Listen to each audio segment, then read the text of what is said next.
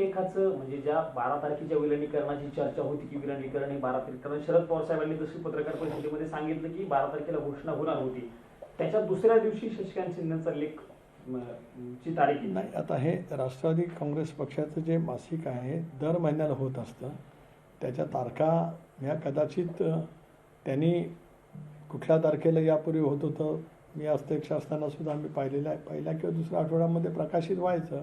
आता ती तारीख योगायोग म्हणून आहे का मुद्दाम म्हणून ते 12 तारखेच्या नंतर 13 तारखेला लिहायचं आहे याची काय मला माहिती नाही, किंवा त्याबद्दल माझं काही मला बोलायचंच नाही आहे.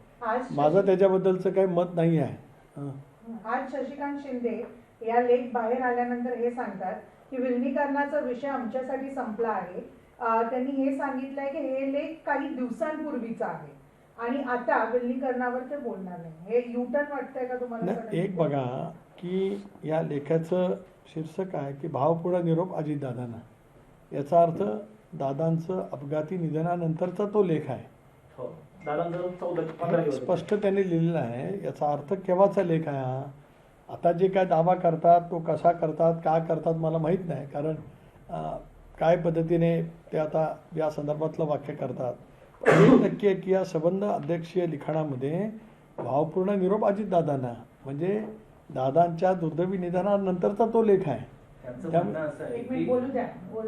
तर त्याच्यामुळे नेमकं त्यांना आता काय नेमकं आत्ता काय बोलायचं आहे, लिहिताना काय त्यांना वाटत होतं, विलिनीकरणाच्या वतीमध्ये त्यांना काय म्हणायचं होतं ते म्हणत असताना त्यांनी जे जे लिखित लिहिलेलं आहे त्याला माझा मात्र तीव्र आक्षेप आहे. दादांची भूमिका वारंवार स्पष्ट राहिली होती की आपण भारतीय जनता पक्षाबरोबर केलं पाहिजे आणि भूमिका पक्षाच्या कोर ग्रुपमध्ये त्यांनी नेहमीच मांडलेली होती.